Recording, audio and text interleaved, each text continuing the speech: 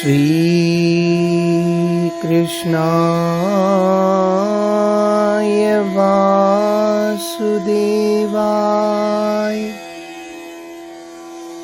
देवकी नंदनाय च नंदगोपकुमाराय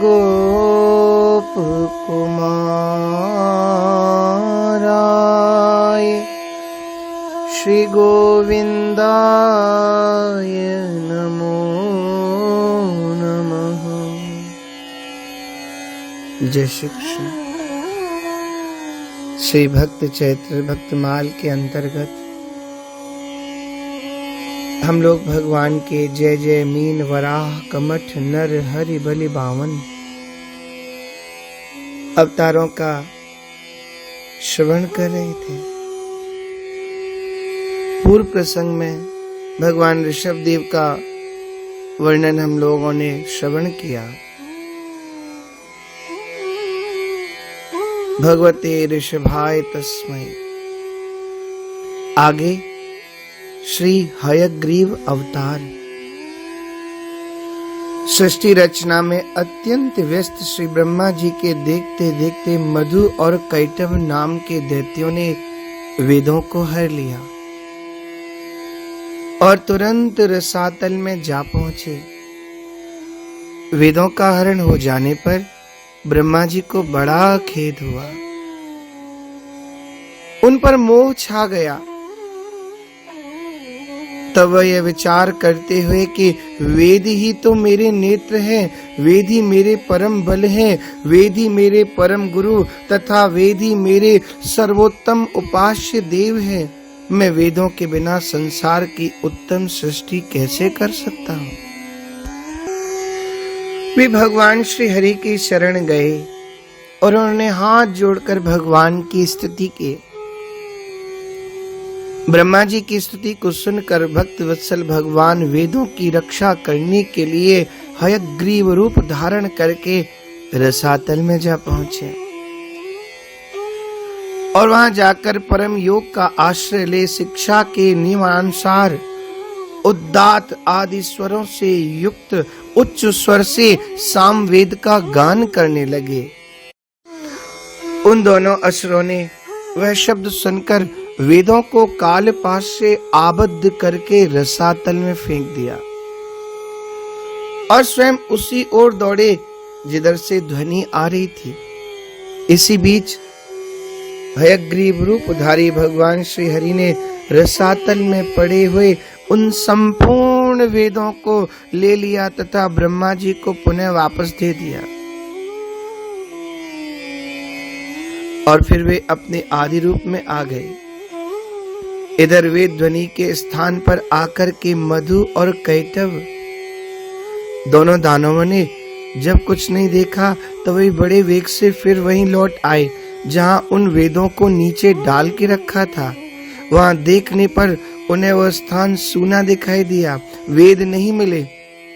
तब वे बलवानों में श्रेष्ठ दोनों दानव पुनः उत्तम वेग का आश्रय लेकर रसातल से शीघ्र ही ऊपर उठे तो आकर देखते हैं कि आदिकर्ता भगवान योग निद्रा का आश्रय लेकर शेष शैया पर सो रहे हैं। उन्हें देखकर ये दोनों दानवराज ठाका मार कर हंसने लगे और भगवान को जगाया। और जब प्रभु जागे फिर तो उन दोनों असुरों का और भगवान का युद्ध आरंभ हो गया। भगवान मधुसूदन ने ब्रह्मा जी का मान रखने के लिए तमोगुण और रजोगुण से आविष्ट शरीर वाले उन दोनों दैत्यों मधु और कैटभ को मार डाला। इस प्रकार भगवान पुरुषोत्तम जी ने परब्रह्म परमात्मा ने ब्रह्मा जी का शोक दूर किया। महाभारत से कथा आती है। द्वितीय पुत्र हयग्रीव, ये दूसरा भाव वर्णन है। द्वितीय पुत्र हयग्रीव नामक दैत्य ने देवी की आराधना कर उन्हें संतुष्ट कर अमर होने का वर मांगा। जातस्य हि ध्रुवो मृत्यु, देवी के ऐसा कहने पर हयग्रीव ने कहा, अच्छा तो हयग्रीव के ही द्वारा मारा जाऊं। भगवान की माया मोहिनी है, जगन मोहिनी है। जगदम्बा इस दैत्य को यह वरदान देकर के अंतर्धान हो गई। दैत्य ने सोचा, हयग्रीव तो मैं ही हूं, भला अपने को मैं क्यों मारने लगा, और दूसरा मुझे मार नहीं सकता। अतः उन्मत्त होकर अपने अत्याचारों से पृथ्वी को व्याकुल करने लगा। तब अकारण करुणा वरुणालय भगवान ने हयग्रीव अवतार धारण कर इस दैत्य का वध किया। वेधसः प्रार्थनां हत्वा तु मधु कैटभो वेदानुद्ध तवान्यस्तु हयग्रीवं नमामि तम्। ध्रुववर्देन एक पैर से खड़े होकर तप करने वाले ध्रुव को शंख चक्र गदा पद्मधारी चतुर रूप से भगवान दर्शन देने के लिए प्रकट हुए और ध्रुव को ध्रुव पद देकर के कृतार्थ किया। विद्ध सपत्न्युदित पत्रिभिरन्तिराज्ञो बालोऽपि सन्नुपगतस्तपसे वनानि तस्मादादिध्रुव गतिं गृणते प्रसन्नो दिव्याः स्तुवन्ति मुनयो यदुपर्यधस्तात्।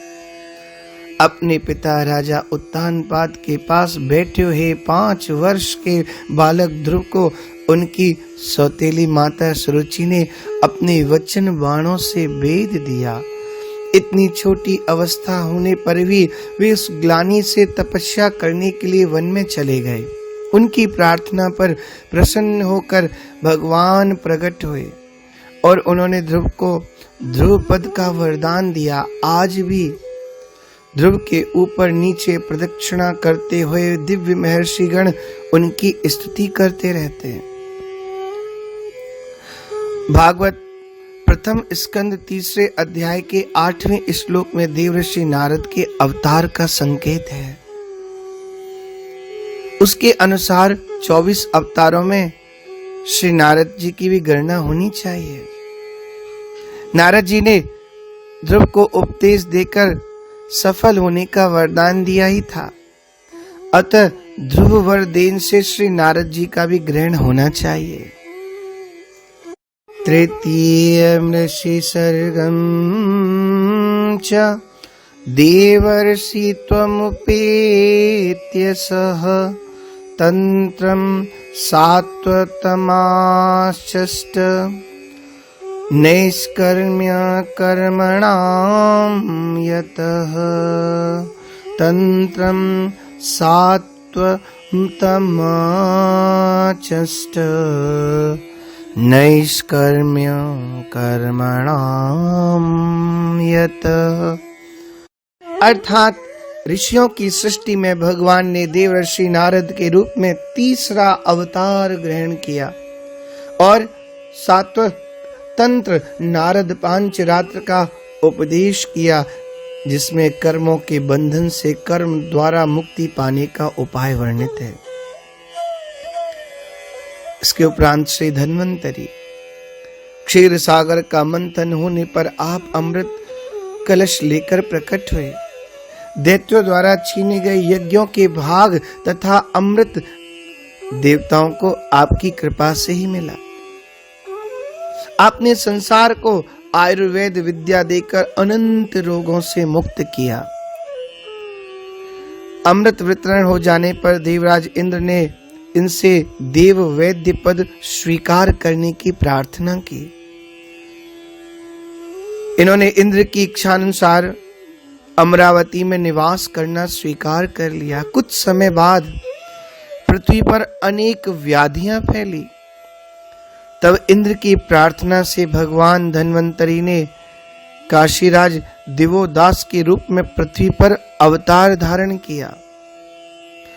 लोक कल्याणार्थ विविध व्याधियों को नष्ट करने के लिए स्वयं भगवान विष्णु धन्वंतरी के रूप में कार्तिक कृष्ण त्रयोदशी को प्रकट हुए।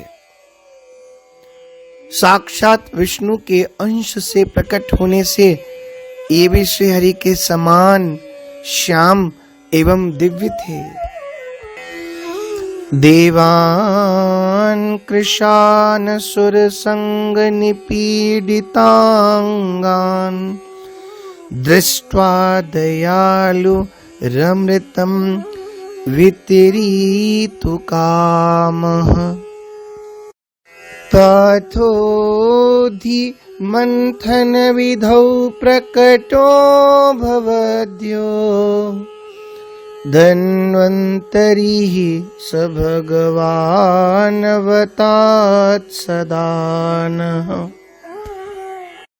असुरों के द्वारा पीड़ित होने से जो दुर्बल हो रहे थे, उन देवताओं को अमृत पिलाने की इच्छा से भगवान धन्वंतरी समुद्र मंथन से प्रकट हुए। वे सदा हमारी रक्षा करे। तदुपरांत श्री बद्रीपति नर नारायण दक्ष कन्या धर्म की पत्नी मूर्ति के गर्भ से भगवान नर नारायण रूप में प्रकटे। उन्होंने आत्म तत्व का साक्षात्कार कराने वाले उस भगवद आराधन रूप कर्म का उपदेश किया, जो वास्तव में कर्म बंधन से छुड़ाने वाला और निष्कर्म स्थिति को प्राप्त कराने वाला है। उन्होंने स्वयं भी वैसे ही कर्म का अनुष्ठान किया। वे आज भी बद्रिकाश्रम में उसी कर्म का आचरण करते हुए विराजमान है। इंद्र ने यह आशंका करके कि यह अपने घोर तप के द्वारा मेरा पद छीनना चाहते हैं, उनका तप भ्रष्ट करने के लिए सदल बल कामदेव को भेजा। उनकी महिमा न जानने के कारण गर्भ में आकर कामदेव वहां पहुंचकर अप्सरागण, वसंत, मंद, सुगंध, वायु और स्त्रियों के कटाक्ष रूपी बाणों से उन्हें बेधने की चेष्टा करने लगा। इंद्र की कुचाल जानकर कुछ भी विस्मय न करते हुए आदिदेव नारायण ने उन्हें भय से कांपते हुए कामादि से हंसकर कहा, हे मदन, हे मंद मलय मारुत, हे देवांगनाओं, डरो मत, हमारा आतिथ्य स्वीकार करो। उसे ग्रहण किए बिना ही जाकर हमारा आश्रय सूना मत करो। अभयदायक दयालु भगवान के ऐसा कहने पर लज्जा से सिर झुकाए हुए देवगण ने करुण स्वर से उनकी स्तुति की। तत्पश्चात भगवान ने बहुत सी ऐसी रमणियां प्रकट की जो अद्भुत रूप लावण्य से संपन्न और वस्त्रालंकारों से सुसज्जित थी तथा भगवान की सेवा कर रही थी। साक्षात लक्ष्मी के समान रूपवती स्त्रियों को देखकर उनके रूप लावण्य की महिमा से कांतिहीन हुए देवगण उनके अंग की दिव्य गंध से मोहित हो गए थे। उनका गर्व चूर चूर हो गया। तब अत्यंत दीन हुए उन अंचरों से भगवान हंस करके बोले, जो तुम्हारे अनुरूप हो, इनमें से किसी एक को स्वीकार कर लो, वह स्वर्गलोक की भूषण होगी। देवगणों ने जो आज्ञा कहकर उनको प्रणाम किया, उर्वशी नामक अप्सरा को साथ लेकर स्वर्गलोक में इंद्र के पास चले गए। यह बड़ी महत्वपूर्ण बात यह है कि शंकर आदि अपनी क्रोध भरी दृष्टि से काम को भस्म कर देते हैं। भोलेनाथ ने जला करके भस्म कर दिया। तब शिवती सरनैन उघारा, चित्वत काम भयो जरिछारा।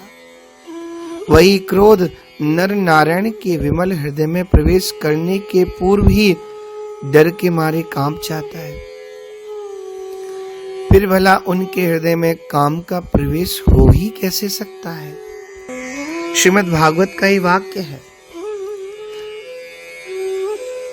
जैमिनीय भारत में लिखा है, सहस्त्र कवची दैत्य ने तपस्या द्वारा सूर्य भगवान को प्रसन्न किया और वर मांगा कि मेरे शरीर में 1000 कवच हो। जब कोई 1000 वर्ष युद्ध करे तब कहीं एक कवच टूट सके, पर कवच टूटते ही शत्रु मर जाए। उसी को मारने के लिए नर नारायण ने अवतार लिया। एक भाई 1000 वर्ष तक युद्ध करता रहा, एक कवच तोड़कर मृतक सा बन जाता, तब दूसरा भाई उसे मंत्र से जिलाकर और स्वयं 1000 वर्ष युद्ध करके दूसरा कवच तोड़कर मृतक सा बन जाता। यानी सहस्त्र कवची ने भगवान सूर्य से प्रार्थना करके जो मांगा था ना, एक कवच तोड़े कोई तो तुरंत मर जाए।